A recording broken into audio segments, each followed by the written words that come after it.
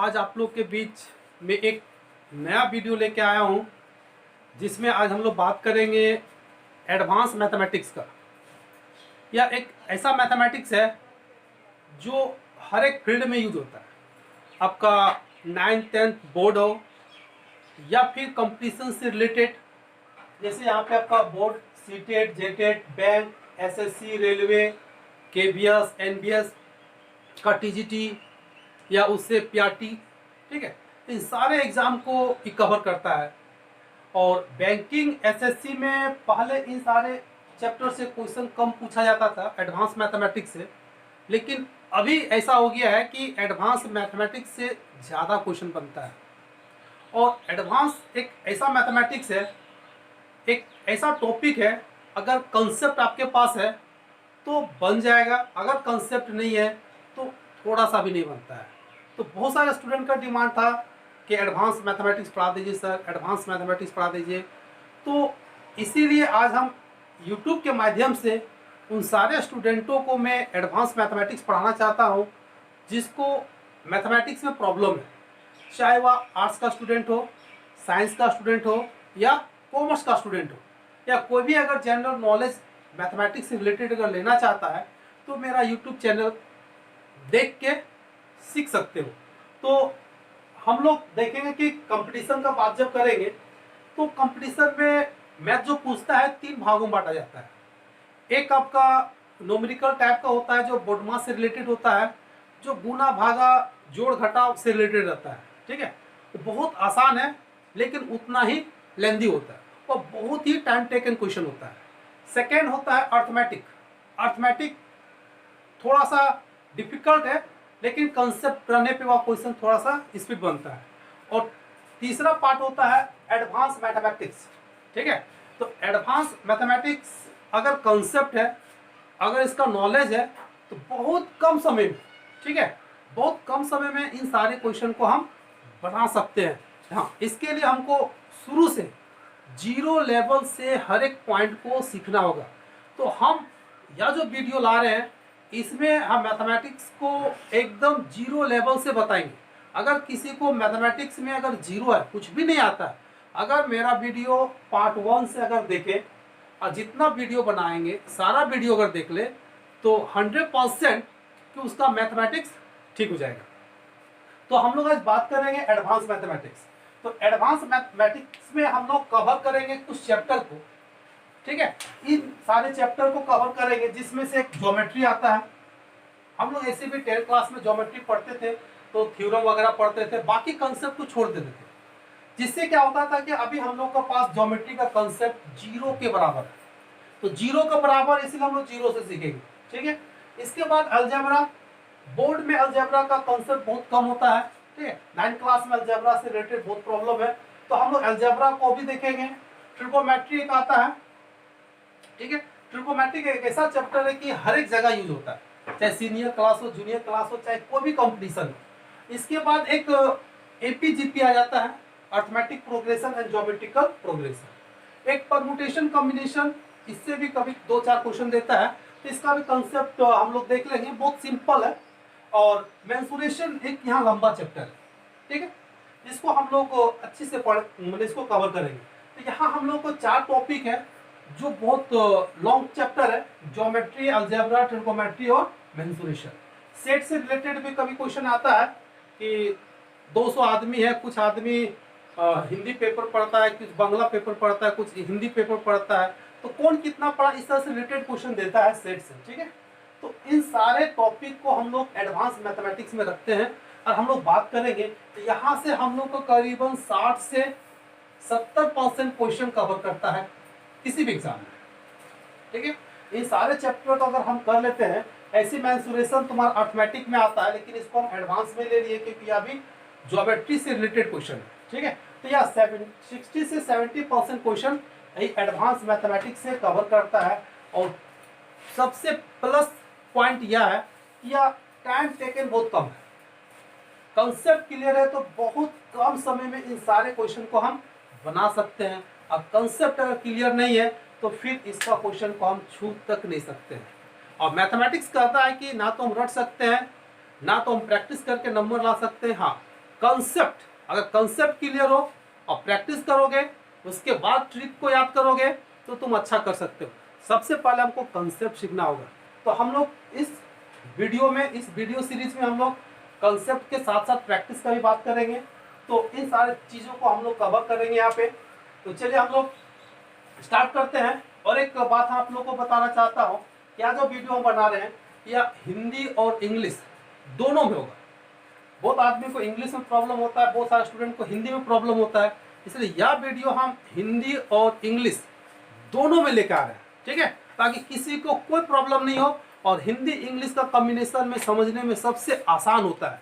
तो चलिए हम लोग आते हैं, थोड़ा डिस्कस करते हैं। सबसे पहला पॉइंट पे हम लोग चलेंगे, ज्योमेट्री पे बात करेंगे, ठीक है। तो सबसे पहले हम लोग ज्योमेट्री के बारे में जान लेते हैं कि आखिर ज्योमेट्री है क्या।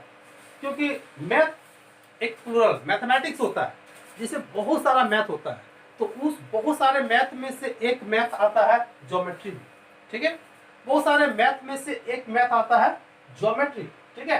तो ज्योमेट्री का अगर हम डिफाइन करेंगे, ठीक है, तो it is the branch of mathematics. Geometry क्या है, देखिए यहाँ लिखे हैं क्या, it is the branch of mathematics. यह मैथ का एक भाग है, ठीक है। ज्योमेट्री क्या है, मैथ का एक भाग है, जिसमें इन बीच, ठीक है, द स्टडी ऑफ मेजरमेंट, जिसमें हम लोग क्या करते हैं, मेजरमेंट के बारे में स्टडी करते हैं, पढ़ते हैं। मेजरमेंट हो गया, प्रॉपर्टी हो गया, एंड रिलेशनशिप, ठीक है। और उन सारे बीच में रिलेशन किसका, तो मैन देखिए यहाँ पे ज्योमेट्रिकल फिगर। हम लोग स्टडी, मेजरमेंट, प्रॉपर्टी, ये सब किसके बारे में करते हैं, तो ज्योमेट्रिकल फिगर। तो ज्योमेट्रिकल फिगर में क्या आता है, पॉइंट हो गया, लाइन हो गया, एंगल हो गया, शेप। शेप मतलब आकार किसी प्रकार का हो सकता है, ट्रायंगल हो सकता है, क्वाड्रिलेटरल चतुर्भुज हो सकता है, गोला हो सकता है, पिरामिड हो सकता है, किसी तरह का भी शेप हो सकता है। और कर्व, ठीक है, कर्व मतलब टेढ़ा मेढ़ा जैसे भी होता है, कोई भी कर्व होता है, इट इज। और उसके बारे जितना भी है, तो उन्हीं के बारे में मेजरमेंट, उसका प्रॉपर्टी, उन सब के बीच में जो रिलेशन होता है वही हम लोग पढ़ते हैं। तो उसी पार्ट को हम लोग ज्योमेट्री करते हैं। समझ में आ गया, it is the branch of mathematics in which the study of measurement, property, relationship of geometrical figure, जिसमें ज्योमेट्रिकल फिगर में पॉइंट होता है, लाइन होता है, एंगल होता है, शेप, कर्व, सारा ज्योमेट्रिकल फिगर होता है। हिंदी में अगर हम लोग समझेंगे तो ज्यामिति क्या है, ज्यामिति के बारे में हम लोग जानेंगे। तो ज्यामिति गणित का वह शाखा है जिसमें हम लोग ज्यामितीय आकृति, किसका आकृति, ज्यामितीय आकृति, जैसे हम लोग पॉइंट लिए, लाइन लिए, सर्कल लिए, ट्रायंगल लिए, किसी तरह का भी लेते हैं, तो सब क्या है, ये जितना सारा फिगर दिख रहा है सब ज्यामितीय फिगर है, यानी कि ज्योमेट्रिकल फिगर कहते हैं इसको। वही लिखा है जिसमें ज्यामितीय आकृति, बिंदु, रेखा, वर्ग, कोण आदि के बारे में अध्ययन करते हैं। यानी एक लाइन में हम लोग कह सकते हैं कि ज्यामिति गणित का वह शाखा है जिसमें हम लोग किसी भी ज्योमेट्रिकल फिगर के बारे में, उसके प्रॉपर्टी के बारे में, और उन सारे फिगर के बीच में जो रिलेशन होता है उनके बारे में हम लोग स्टडी करते हैं, अध्ययन करते हैं। इसी को हम ज्यामिति कहते हैं। तो हम लोग अब स्टार्ट करेंगे ज्यामिति से, और इन सारे चीज के बारे में, बिंदु से लेके जितने ज्योमेट्रिकल फिगर है सबका ज्योमेट्रिकल के फिगर, प्रॉपर्टी, यानी कि जीरो लेवल से हाई लेवल तक के बारे में हम लोग देखेंगे। बस आप लोग ये मेरा यूट्यूब चैनल पार्ट 1 से आप लोग शुरू से देखते चले जाए, तो मैथमेटिक्स 100% गारंटी के साथ आप लोग को पूरा कंसेप्ट क्लियर हो जाएगा, ठीक है। तो आप इसको लिख सकते हो, ठीक है, कि हम किन किन बारे में हम लोग इस यूट्यूब चैनल के सीरीज में पढ़ना है, ठीक है। तो हम लोग फिर आगे देखेंगे ज्योमेट्रिकल के कुछ फिगर के बारे में हम लोग बात करेंगे। इसको नोट डाउन कर लो।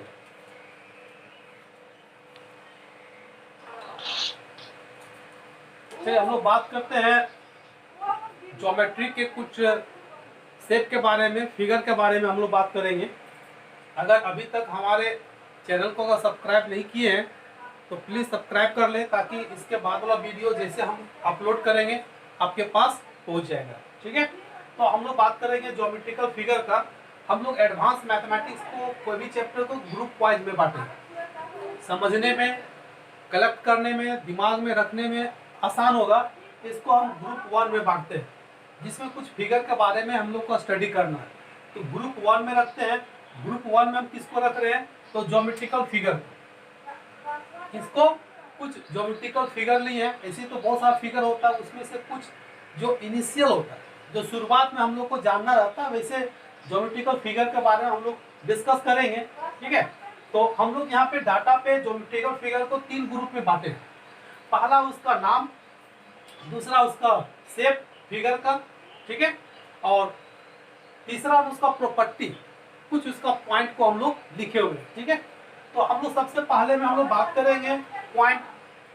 पॉइंट बहुत सिंपल सी बात है कि किसी भी पेंसिल का जो सबसे अंतिम बिंदु होता है, इसको देखिए। ठीक है, यानी कि ऐसा ज्योमेट्रिकल फिगर जिसका ना तो लंबाई होता है, चौड़ाई होता है, ना ही मोटाई होता है। अगर डिफाइन करना रहेगा तो डेफिनेशन, इससे रिलेटेड क्वेश्चन आपका टेट, सी टेट वगैरह में ज्यादातर पूछा जाता है। तो a geometrical figure which have no length, देखिए यहाँ पे लिखवाए हैं लेंथ, ब्रीथ एंड थिकनेस। वैसा ज्योमेट्रिकल फिगर जिसका ना तो लेंथ होता है, ठीक है, ना ब्रीथ होता है और ना ही थिकनेस होता है। हम यहाँ शॉर्टकट में लिखा है कि have not any length, breathe and thickness is called point, बिंदु। ठीक है, तो हिंदी में इसको हम लोग कहते हैं जिसका लंबाई, चौड़ाई, मोटाई नहीं होता है। अगर इसका डिफाइन लिख सकते हो, एक ज्योमेट्रिकल फिगर, सिर्फ जोड़ देना है, एक geometrical figure which have no any length, breathe and thickness is called point. वैसे ज्योमेट्रिकल फिगर, यानी कि यह जो बिंदु दिख रहा है यह भी एक ज्योमेट्रिकल फिगर है। ठीक है, जिसमें हम लोग बिंदु से ही हर एक चीज को शुरुआत करते हैं। तो किसी भी बिंदु को generally P, Q, R, S, T वगैरह से डिनोट किया जाता है। तो बिंदु को भी लिखने का 2 तरीका हो सकता है। देखिए, एक हम लिखे यहाँ पे, अगर इसके सीधे में हम लाइन खींचते हैं तो एक लाइन बनेगा। अगर इस तरह का बिंदु का जो कलेक्शन होता है उसको हम लोग कोलिनियर कहते हैं। क्या कहते हैं? कोलिनियर। ठीक है, अगर सारा बिंदु एक ही लाइन पे, अगर हम इसको मिलाते हैं तो एक लाइन बनेगा। तो अगर इस तरह का बिंदु का जो कलेक्शन होता है इसको कोलिनियर कहते हैं। और एक हम दूसरा कलेक्शन लिए, इसमें देखिए तो क्या लाइन बनेगा? नहीं बनेगा। अगर इधर से खींचेंगे तो सी बी छूटेगा, इधर से खींचेंगे तो सी छूटेगा। यानी कि यहाँ से हम लाइन, एक लाइन नहीं बना सकते जिसमें तीनों कवर करेगा, तीनों कवर करना चाहिए। तो इस तरह का बिंदु का जो कलेक्शन होता है उसको हम लोग नॉन कोलिनियर कहते हैं। क्या कहते हैं? Non collinear. क्लियर है? ठीक है, अब एक सवाल आता है कि अगर हम एक बिंदु लिए और एक बिंदु लिए, अब इन दोनों बिंदु को मिलाएंगे तो क्या बनेगा? जब दो बिंदु को मिलाते हैं तो एक लाइन बनता है, और लाइन तभी बनता है जब ये दोनों बिंदु को मिलाएंगे, दोनों तरफ तीर का निशान होता है। क्या होता है? दोनों तरफ तीर का निशान होता है। तो तीर का निशान का मतलब क्या होता है कि दोनों का कोई अंत बिंदु नहीं होता है। जिधर तीर का निशान मतलब वह चलते रहेगा। जैसे हम लोग आकाश की ओर देखते हैं तो कोई अंत दिखता है? नहीं दिखता है। ठीक है, और छत से जमीन की ओर दिखेंगे तो अंत दिखेगा, हम लोग को जमीन लास्ट दिखता है, वही चीज है। तो तीर का मतलब हो गया कोई अंत बिंदु नहीं होता है। तो हम लोग लाइन को समझ सकते हैं यहाँ से कि दो बिंदु का अगर मिलाते हैं तो एक लाइन बनता है। कैसे समझना है? दो बिंदु को मिलाने से जो लाइन बनता है और जिसका कोई अंत बिंदु नहीं होता है। ये इंपॉर्टेंट पॉइंट को याद रखिएगा कि लाइन का कोई अंत बिंदु नहीं होता। देखिए, हम लोग पॉइंट में सिर्फ लिखवाएं कि नो एंड पॉइंट, जिसका कोई अंत बिंदु नहीं होता। या डिफाइन कर सकते हैं geometrical figure which have no any end point is called line. Clear है? या जिसका वैसा ज्यामितीय आकृति, वैसा ज्यामितीय आकृति जिसका कोई अंत बिंदु नहीं होता है उसको हम लोग लाइन कहते हैं। इसके बाद अगर हम इस तरफ को मिटा देते हैं, अभी हम क्या बनाए थे, एक साइड को मिटा दिया, इधर से हम लोग तीर का निशान रखते हैं, यानी कि एक ही साइड तीर है, एक तरफ नहीं है। तो यह बन गया तुम्हारा रे। ये क्या बनता है? रे। ठीक है, तो रे में क्या होता है कि देखिए, जिधर तीर दिख रहा है उसका अंत बिंदु नहीं, जिधर नहीं दिख रहा है इसका अंत बिंदु, यानी कि इधर अंत है, इधर नहीं भाग सकता है। तो इसका मतलब ऐसा ज्योमेट्रिकल फिगर जिसका वन एंड पॉइंट होता है इज कॉल्ड रे। उसको हम लोग क्या बोलते हैं? किरण। जैसे वन एंड पॉइंट लिखवा है कि वन एंड पॉइंट एक अंत बिंदु होता है, उसको क्या बोलेंगे? किरण बोलेंगे। क्लियर है? हम लोग लिखते हैं लाइन सेगमेंट। अब दोनों तरफ का अंत बिंदु को मिटा देते हैं, इधर भी बाउंड्री इधर भी बाउंड्री, यानी कि इससे पार नहीं हो सकता है। अगर हम यहाँ पे एक नाम देते हैं ए और यहाँ पे देते हैं बी, इसका मतलब ए और बी ना तो बी के उधर जा सकता है ना ए के इधर आ सकता है, यानी कि दोनों एंड पॉइंट हो गए। यानी कि वैसा ज्योमेट्रिकल फिगर जिसका दो अंत बिंदु होता है उसको हम लोग क्या बोलते हैं, लाइन सेगमेंट बोलते हैं। हिंदी में इसको रेखाखंड कहा जाता है, रेखाखंड। ठीक है, यानी कि जो रेखा होता है उसका एक टुकड़ा को ही रेखाखंड कहते हैं। यानी कि टू एंड पॉइंट, देखिए यहाँ पे लिखे हैं कि जिसका दो एंड पॉइंट होता है, यानी कि दो अंत बिंदु होता है, उसको हम लोग क्या बोलेंगे, लाइन सेगमेंट। क्लियर है। अब इसमें कुछ कुछ सवाल आता है कि दो बिंदु से एक ही लाइन खींच सकते हैं, दो बिंदु से कितना लाइन खींच सकते हैं, ओनली वन लाइन खींच सकते हैं। अब यहाँ पे क्वेश्चन होता है एक बिंदु है, अब इससे हम कितना लाइन खींच सकते हैं, तो एक बिंदु से हम लोग इनफाइनाइट लाइन खींच सकते हैं। तो इस तरह से छोटा छोटा क्वेश्चन एग्जाम में पूछा जाता है, जिसको हम लोग को जानना और समझना बहुत जरूरी है। अब हम लोग बात करते हैं, कुछ लाइन पे डिस्कस करते हैं। ठीक है, तो लाइन बहुत तरह का होता है, हम लोग कुछ इंपॉर्टेंट लाइन के बारे में डिस्कस करेंगे। एक पैरेलल लाइन, पैरेलल का मतलब सब समझते होगा, रेल का पटरी हम लोग देख लेते हैं। यानी कि तो वैसा लाइन जिसका दोनों का डिस्टेंस हमेशा क्या होता है, बराबर होता है। क्या होता है, बराबर होता है, वैसे लाइन को हम लोग पैरेलल लाइन कहते हैं। देखिए दो लाइन लिए, दोनों आपस में कैसा है, पैरेलल है। पटरी को हम लोग ले सकते हैं या कुर्सी का दो डंडा को ले सकते हैं। ठीक है, तो वह क्या होता है, हमेशा पैरेलल होता है। इंटरसेक्टिंग लाइन मतलब दो लाइन जो आपस में इंटरसेक्ट करता है, दो लाइन जो आपस में इंटरसेक्ट करता है उसको इंटरसेक्टिंग लाइन कहते हैं। एक तीसरा है अस्क्यू लाइन, इसको समझना जरूरी है, ये अक्सर बहुत कम मिलता है। ठीक है, हमेशा सोया हुआ रहता है। अस्क्यू लाइन, अस्क्यू लाइन किसको कहते हैं, देखिए इसको हम लोग समझ सकते हैं कि दो वैसा लाइन, देखिए अगर इसको हम लोग क्या बोलते हैं, पैरेलल। इसके पहले और एक हम लोग देख लेते हैं परपेंडिकुलर। परपेंडिकुलर मतलब जो एक दूसरे पे 90 डिग्री हो, इस तरह से, उसको हम लोग क्या बोलते हैं, परपेंडिकुलर। तो अस्क्यू लाइन किसको बोलेंगे, वैसा लाइन जो ना तो पैरेलल होता है, ना तो परपेंडिकुलर होता है, और ना ही इंटरसेक्ट करता है। ठीक है, यानी थोड़ा अलग कैटेगरी का लाइन है, ना तो पैरेलल होता है, ना ही परपेंडिकुलर होता है, ना ही इंटरसेक्ट करता है, वैसे लाइन को हम अस्क्यू लाइन कहेंगे। अगर इसको हम समझना चाहेंगे तो एक फिगर से समझ सकते हैं। इस तरह से अगर हम क्यूब लेते हैं, ठीक है,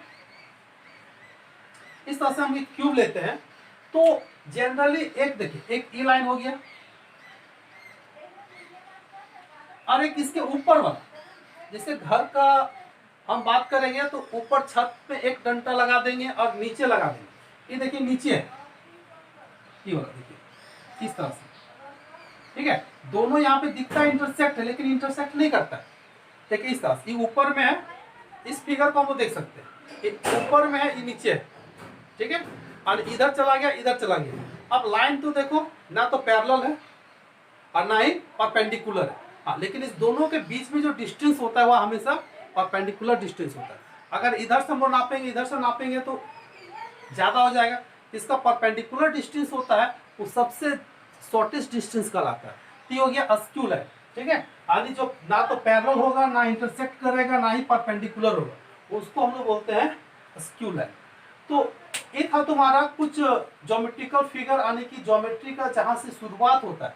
ठीक है, हम लोग शुरुआत से देख रहे हैं कि जहां से पॉइंट से शुरू होता है, पॉइंट हो गया, लाइन हो गया, रे हो गया और लाइन सेगमेंट हो गया, और उसका कुछ पॉइंट को देखें और लाइन का कुछ, ये सब जनरल में फंडामेंटल है, जनरल आदमी इस चीज को जानता है। फिर भी हम लोग जब स्टार्ट किए तो शुरुआत से देखते चले जाते हैं और फिर हम लोग थोड़ा सा डिफिकल्ट लेवल में पहुंचेंगे। तो इस चीज को लिख सकते हो। ठीक है, इसके बाद हम कुछ और एक पॉइंट पे बात करेंगे। ठीक है, लिख।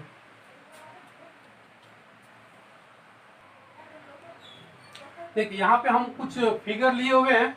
ठीक है, अब इस फिगर से हमको पता करना है कि पॉइंट कितना है, इसमें लाइन कितना है, रे कितना है और लाइन सेगमेंट कितना है। तो पहला फिगर से हमको पता करना है, दूसरा से पता करना है और तीसरा फिगर से पता करना है। सबसे पहले हम एक फिगर का काम करेंगे, बाकी आप लोग को बनाना है। अगर हम फिगर 1 में लेते हैं तो इसमें पॉइंट का बात करेंगे कि पॉइंट कितना है। हम पहले ही बताए थे पॉइंट को A B C D E F G capital letter से डिनोट करते हैं। तो पॉइंट को देखेंगे कौन कौन पॉइंट है। देखिए ये भी पॉइंट है, ये भी पॉइंट है। तो 1 2 3 4 5 6 7, 7 पॉइंट हो गया। ठीक है, तो इसमें कितना 7 पॉइंट हो गया, 7 हो गया। हाँ, कोई यहाँ पे बात करता है कि यहाँ पर भी पॉइंट ले लेता है, लेकिन ये पॉइंट नहीं है। जब तक इसका नाम नहीं दिया जाएगा तब तक इसको हम पॉइंट काउंट नहीं करेंगे। पॉइंट इसको गिनना है। एक देखो पॉइंट बी, ये देखिए सी, ये देखिए डी ई एफ जी, कितना हो गया 1 2 3 4 5 6 7 पॉइंट। ठीक है, इसको नहीं देखना क्योंकि यहाँ पे नाम नहीं, मतलब यहाँ पे कोई पॉइंट नहीं है। दो लाइन एक दूसरे को काट रहा है, नहीं भी काट सकता, हो सकता है ऐसे भी हो। ठीक है, इसलिए इस पॉइंट को हम काउंट नहीं करेंगे। दूसरा हम लाइन का बात करेंगे। इसमें लाइन कितना है, लाइन का नहीं मतलब कि दोनों तरफ तीर का निशान होना चाहिए। तो इसमें से देखिए तो दोनों तरफ तीर का निशान सिर्फ यहाँ दिख रहा है, यानी कि जी नाम कौन होगा और एफ, एक हो गया। तो हम इसको यहाँ पे टोटल कितना है, एक है। ठीक है, अब हम लोग बात करेंगे रे का। तो रे का बात करते हैं तो देखिए यहां से भी अगर हम लोग ले लेते हैं तो एक किरण हो जाएगा, अगर यहां से भी लेते हैं तो भी किरण हो जाएगा। तो यहां से यहां लेंगे तो रेखाखंड हो जाएगा। ठीक है, यहाँ ब्रेक यहां से लेंगे हम। ठीक है, तो इस पॉइंट से इस पॉइंट लेंगे तो कितना हो जाएगा, एक, यानी यहाँ पे एक है। एक देखिए डी से एफ, एक यहाँ पर है 2, एक देखिए यहाँ पर है 3, एक यहाँ पे है 4। ठीक है, यानी एक जिसका अंत बिंदु होना चाहिए और तीर का निशान एक साइड होना चाहिए, वो हो जाएगा आपका रे। तो एक यहाँ पे है, 2 यहाँ है, 3 यहाँ है, 4 है, और एक यहाँ पे देखिए ए से लेके, ठीक है, तो ये हो गया है 5, यानी कि कितना हो जाएगा 5।